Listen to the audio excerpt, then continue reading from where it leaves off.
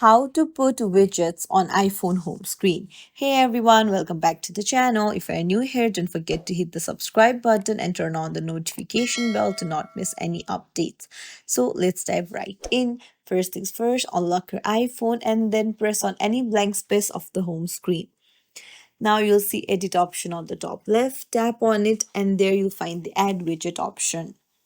Now you just need to scroll down and then find the widgets that you want to add. If you want to add the calendar widget, just tap on it and then choose the option that you want, tap on add widget.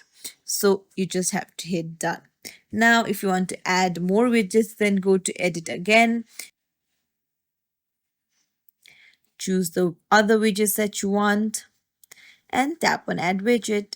It's as simple as that. If you found this tutorial helpful, don't forget to like and subscribe to our channel for more tips and tricks. Thank you for watching. See you in the next video.